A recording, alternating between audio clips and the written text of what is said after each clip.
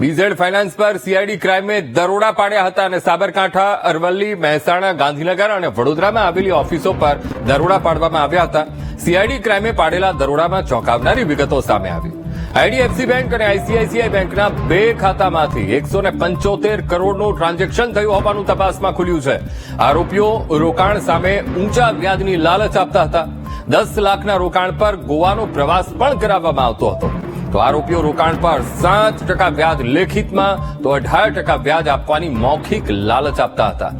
આરોપીઓએ શરૂઆતમાં ઊંચું વ્યાજ આપીને 6,000 કરોડનું રોકાણ કરાવ્યું હતું.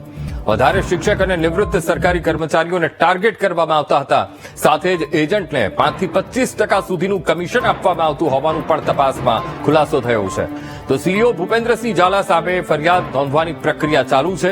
બીઝેડના માલિક ભૂપેન્દ્રસિંહ ઝાલા ચાલુ વર્ષે ભાજપના સક્રિય સભ્ય બન્યા હતા. લોકસભા 2024માં ભૂપેન્દ્રસિંહ ઝાલાએ સાબરકાંઠા બેઠક પરથી અપક્ષ ઉમેદવારી પણ કરી હતી.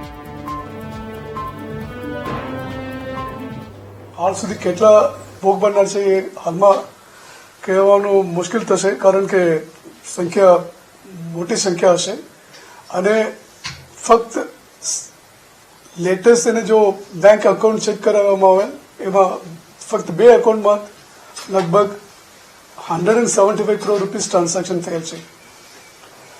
એના એમઓ એ છે મોટાભાગે શિક્ષકો અને નિવૃત્ત સરકારી કર્મચારીઓને ટાર્ગેટ કરેલ છે અને એ રીતે વધારે રિટર્ન મળશે એમ જણાવી આકર્ષિત કરીને પૈસા ઇન્વેસ્ટ કરાવેલ છે અને શરૂઆતમાં થોડા પૈસા રિટર્ન પણ આપે છે તાકી લોકોને ભરોસો આવશે અને વધારે ઇન્વેસ્ટ કરવા માટે.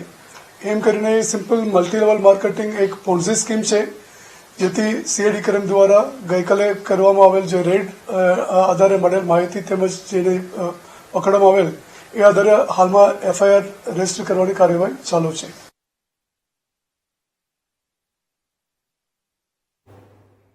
તો બીઝેડ ગ્રુપના સીઈઓ ભૂપેન્દ્રસિંહ ઝાલા સામે લુકઆઉટ નોટિસ ઇસ્યુ કરવામાં આવી છે.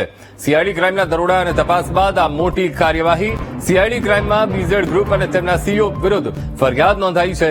ફરિયાદ બાદ નાસ્તા ફરતા ભૂપેન્દ્રસિંહને દબોચી લેવા માટે નોટિસ ઇસ્યુ કરવામાં આવી છે.